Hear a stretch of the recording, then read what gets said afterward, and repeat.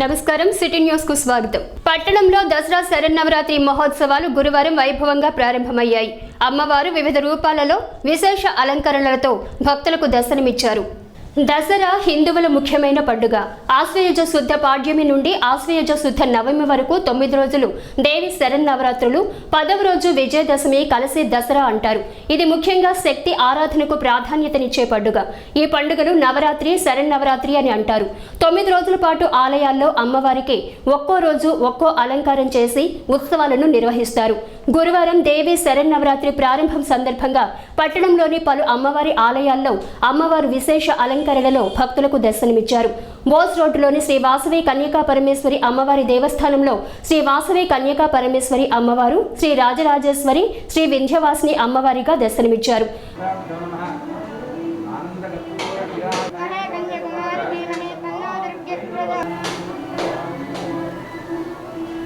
శ్రీమాతృకాభ్యో నమః. శ్రీ వాసవి కన్యకా పరమేశ్వరి నమః.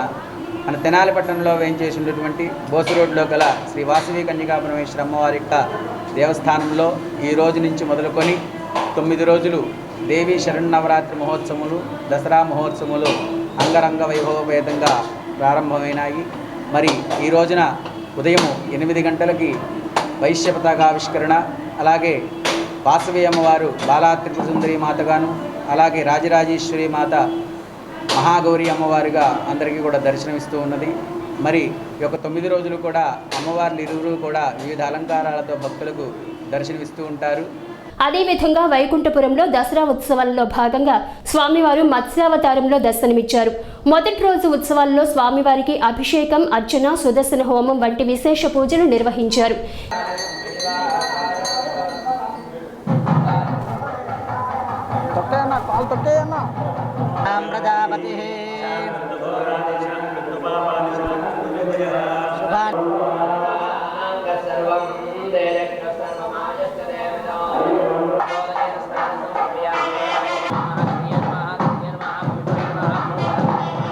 ఓం నమో వెంకటేశాయ.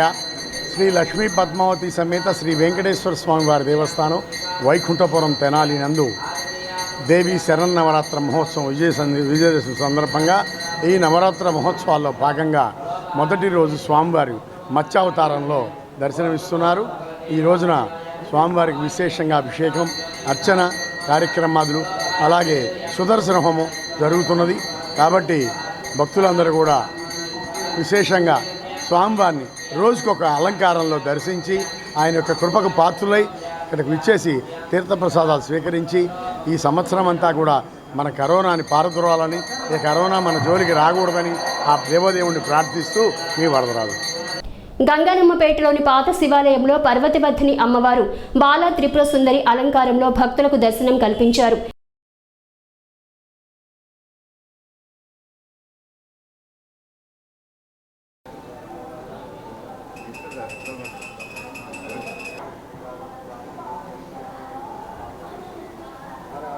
దసరా నవరాత్రులు మొదలవుతాయి. ఈరోజు అలంకారం బాలా త్రిపుర సుందరి దేవి చేయించడం చాలా అనుకున్నారు. మా నాన్నగారి తరఫున వేశారు మొదటి అలంకారం.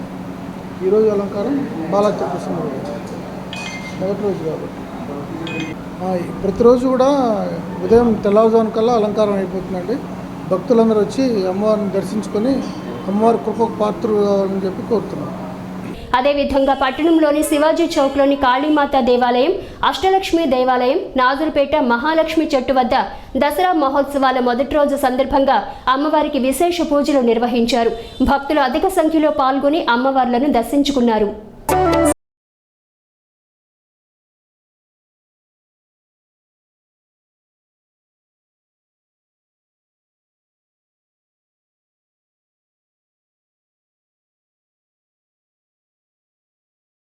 శ్రీ బాలా త్రిపుర సుందరి చంద్రమౌళి స్వామివారి దేవస్థానం మారిసిపేట తెనాలి.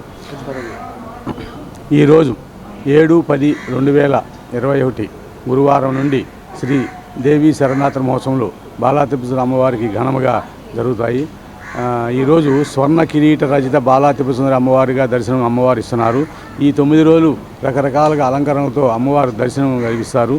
ఈ ఉత్సవాలు మన దేవస్థానంలో ముఖ్యమైన చాలా అలంకరణలతో కూడినటువంటి కార్యక్రమం. అందరూ సామాజిక దూరం పాటిస్తూ చక్కగా దర్శనం చేసుకోవాల్సిందిగా కోరుతున్నాము.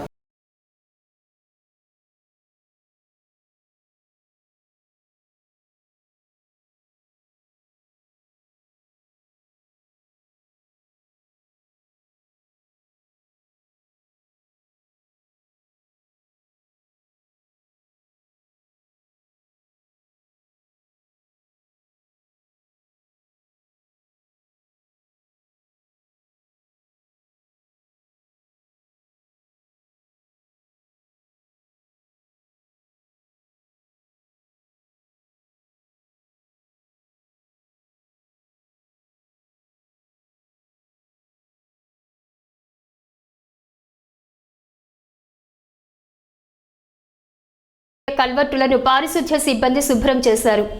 వర్షాలు పడుతున్నందున మురుగు కాలువల ద్వారా వచ్చిన చెత్త చెదారాలు కల్వర్టుల వద్ద ఆగుతున్నందున ఆ వ్యర్థాలను కల్వర్టుల నుండి బయటకు తీసి ట్రాక్టర్ల ద్వారా ఎత్తించారు. బోస్ రోడ్లోని చిట్టాంజనేయ స్వామి గుడి ఎదురుగా ఉన్న కల్వర్టుకు ఉన్న ఇనుప ప్లేట్స్ తీసి వాటి కింద పేరుకుపోయిన చెత్త చెదారాలను తొలగించి మురుగునీరు పారుదల అయ్యేటట్లు చేశారు.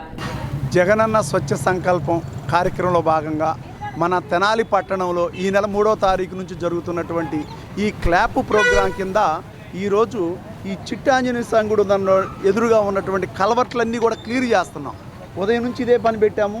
వర్కర్లను కూడా ఎక్కువ మందిని పెట్టి అందుట్లో వర్షాలు కూడా పడుతున్నాయి. ఈ కల్వర్ట్ల దగ్గరకు వచ్చి వేస్ట్ అంతా ఆగిపోతుంది. నీళ్లు వెళ్లకుండా వెనక్కదంతున్నాయి, రోడ్ల మీదకి వస్తున్నాయి. అందువల్ల ఈ కల్వర్ట్లన్నీ క్లీన్ చేస్తున్నాం. ఈరోజు టౌన్లో మా ఇన్స్పెక్టర్లు కూడా వాళ్ళ డివిజన్లో ఇదే విధంగా కల్వర్ట్లు క్లీన్ చేయడం, అట్లాగే మెరకలు ఏమైనా ఉంటే జేసీబీతో మెరకలు క్లియర్ చేయడం చేస్తున్నారు. ప్రజలు కూడా గమనించుకోండి.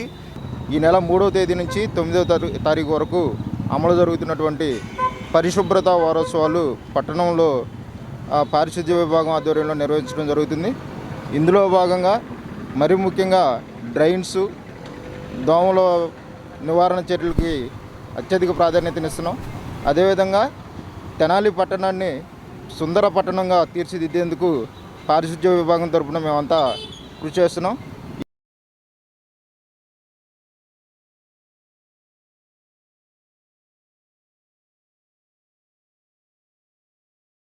ఈ కార్యక్రమంలో sanitary inspector Akurathi Ramachandrarao, sanitary సెక్రటరీలు K Suresh, G Nageswararao, K Srinath, Y Nagamalleswararao, P Shanthakumari, G Praveenakumari మరియు నగర దీపికలు పాల్గొన్నారు. దుగ్గిరాల ఎంపీటీసీగా ఎన్నికైన షేక్ జబీనాకు అధికారులు కుల ధృవీకరణ పత్రం అందజేయాలని టీడీపీ జాతీయ అధికార ప్రతినిధి మరియు Guntur east incharge Mohammed Naseem Ahmed demand చేశారు. బుధవారం టీడీపీ ఆధ్వర్యంలో సబ్ కలెక్టర్ కార్యాలయానికి వచ్చి షేక్ జబీనాకు కుల ధృవీకరణ పత్రం అందజేయాలని కోరుతూ సబ్ కలెక్టర్ నిధి మీనాకు వినతి పత్రం అందజేశారు. ఈ సందర్భంగా నజీర్ అహ్మద్ మాట్లాడుతూ దుగ్గిరాల మండలం చిలువూరు సెగ్మెంట్ 1 నుండి ఎంపీటీసీగా గెలుపొందిన షేక్ జబీనా అనే మహిళకు రాజకీయ ఒత్తిడిలతో కుల ధృవీకరణ పత్రం ఇవ్వకుండా వైసీపీ అడ్డుకుంటుందని, తక్షణమే ఆమెకు కుల ధృవీకరణ పత్రం మంజూరు చేయించాలని తెలిపారు. ఇబ్బందులు పెట్టి కాళ్ల మీద నుంచి బండులు నడిపి అతన్ని హత్య చేసినటువంటి పరిస్థితి. ఈరోజు రాష్ట్రంలో ఏం జరుగుతూ ఉందని చెప్పి నేను ప్రశ్నిస్తూ ఉన్నాను. జగన్ రెడ్డి గారు మీ కళ్ళు లేవా, కనిపించట్లేదా అని చెప్పి నేను అడుగుతా ఉన్నాను. ఆ రోజు ప్రతిపక్ష నాయకుడిగా రోడ్ల మీద తిరుగుతూ ప్రజల్ని, ముఖ్యంగా ముస్లింని కల్లిబుల్లి మాటలు చెప్పి మభ్యపెట్టినటువంటి మీరు ఈరోజు రాష్ట్ర వ్యాప్తంగా జగన్ రెడ్డి అధికారంలోకి వచ్చిన తర్వాత వైసీపీ నాయకుల దౌర్జన్యాలు ముస్లింల మీద పెరిగిపోతున్నటువంటి పరిస్థితి. ఈరోజు కేవలం దౌర్జన్యాలే కాదు, రాజకీయంగా పూర్తిగా అరికట్టే విధంగా ఏదైతే ఎంపీపీ స్థానానికి ఒక ముస్లిం మైనార్టీ మహిళగా ఉన్నటువంటి జబీన్ గారు, నేను పోటీ చేస్తాను, నాకు అర్హత ఉంది, నేను బీసీ ఈ కేటగిరీకి సంబంధించినటువంటి మహిళనని చెప్పి అనేక సందర్భాల్లో గుంటూరు గౌరవ కలెక్టర్ గారికి కానివ్వండి, అలాగే ఇక్కడ ఉన్నటువంటి డిప్యూటీ కలెక్టర్ గారికి కానివ్వండి, ఎంఆర్ఓ గారికి కానివ్వండి, అనేక రకాలుగా ఇలా అర్జీలు పెట్టుకున్నప్పుడు కూడా ఇప్పటికి కూడా నగరంలో ఉన్నటువంటి ఈ జిల్లాలో ఉన్నటువంటి యంత్రాంగం స్పందించకపోవడం చాలా దుర్మార్గం. మరి ప్రజాప్రతినిధిగా ఆమె ఎన్నుకోబడిన తర్వాత కూడా ఎంపీటీసీగా కుల ధృవీకరణ పత్రం ఇవ్వటానికి ఆర్కే గారు ఎందుకు ఇంత నాటకాలు ఆడుతున్నారు? ఇది పిరికి పంద చర్య కాదా అని మేము అడుగుతున్నాం. నిజంగా దమ్ము ధైర్యం ఉంటే ఎలక్షన్కి రండి, ఎంపీపీ ఎలక్షన్కి రండి. 9 స్థానాలు ఎంపీటీసీ స్థానాలు తెలుగుదేశం పార్టీ కైవసం చేసుకుంది నారా లోకేష్ గారి ఆధ్వర్యంలో. అలాంటప్పుడు ఎంపీపీ ఎలక్షన్కి రాకుండా పోలీసు వ్యవస్థను అడ్డం పెట్టుకొని పోలీస్ వ్యవస్థను అడ్డం పెట్టుకొని పరిపాలన చేస్తున్న ఏకైక ముఖ్యమంత్రిగా చరిత్రలో నిలిచిపోయే వ్యక్తి ఈ జగన్ రెడ్డి గారు.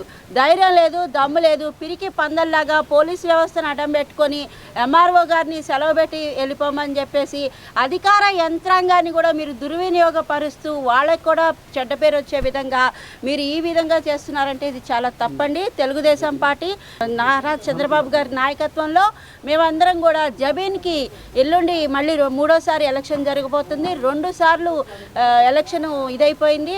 ఆర్కే గారు వచ్చి చాలా నాటకీయ పరిణామాలు చేయాలని చూశారు, చాలా ఎత్తుగడలు పంపుతున్నారు, చాలా పావులు కదుపుతున్నాడు. నారా చంద్రబాబు నాయుడు గారి ఆధ్వర్యంలో తెలుగుదేశం పార్టీ ముస్లిం మైనారిటీలకు ఎప్పుడూ అండగా ఉండే పార్టీ తెలుగుదేశం పార్టీ.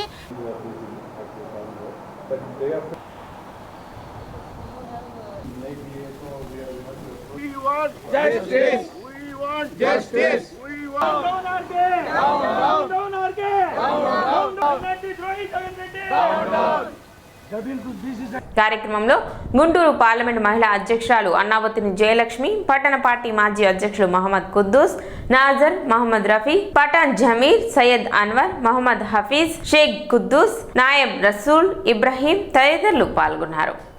దాదాపు 20 సంవత్సరాలుగా నివాసం ఉంటున్న తమ ఇళ్లకు పట్టాలు లేవని, వాటికి పట్టాలు మంజూరు చేయించాలని జ్యోతిబా పూలే కాలనీ వాసులు ఎమ్మెల్యే అన్నబత్తుని శివకుమార్ను కలిసి కోరారు.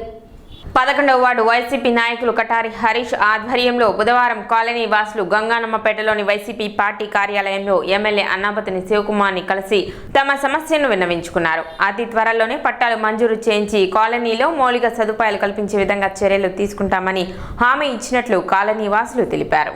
మేము తెనాలి నుంచి మహాత్మా జ్యోతి పూలే కాలనీ వాస్తవం అండి. మేమందరం అక్కడ 17 ఏళ్ళగా ఉంటున్నాము. 17 ఏళ్ళగా కూడా మాకు డోర్ నెంబర్లు కానీ ఇంటి పట్టాలు కానీ ఏమి లేవు. గత ప్రభుత్వం ఉన్నప్పుడు అడిగాము, వాళ్ళు అదిగో ఇదిగో అన్నారు, ఏం చేయలేదు. శివన్న గారు గెలిస్తే మాకు పట్టాలు ఇస్తామని అన్నారు.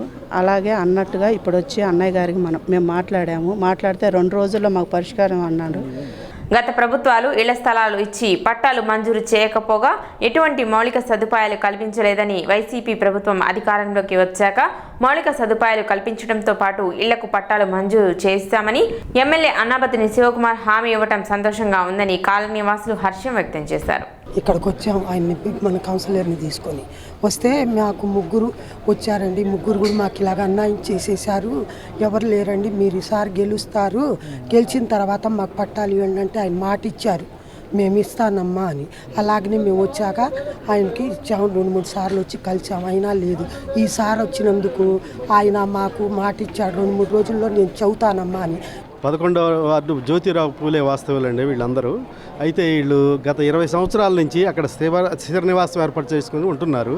అంటే స్థిర నివాసం అంటే ఈ ఎంక్రోచ్మెంట్స్ మాకు ఇక్కడ అడ్డంగా ఉన్నాయని మన 3 వంతుల దగ్గర కాలువల పక్కన కానివ్వండి, రైల్వే ట్రాక్ పక్కన కానివ్వండి, వీళ్ళందరినీ అడ్డం ఉన్నాయి మీరు ఇక్కడ మాకు అని చెప్పి వాళ్ళు ఖాళీ చేపించేసి అక్కడ ఏర్పాటు చేయడం జరిగింది. ఏర్పాటు చేసి ఇంతవరకు ఇళ్ళు అయితే స్థలాలు అయితే ఇచ్చారు కానీ ఇంటికి సంబంధించిన పట్టాలు ఇంతవరకు లేవు. అక్కడ కనీస వసతులు కూడా గవర్నమెంట్ ఏది ఏర్పాటు చేయలేదు. ఎందుకంటే స్ట్రీట్ లైట్లు కానివ్వండి, రోడ్లు కానివ్వండి, ఏం కనీసం వసతులు లేవు. మా గవర్నమెంట్ వచ్చిన తర్వాత మేము వాళ్ళ కనీసం నడవటానికి రోడ్లు కానివ్వండి, లైట్లు కానివ్వండి ఏర్పాటు చేశాము. సిటీ న్యూస్ సమాప్తం. నమస్కారం.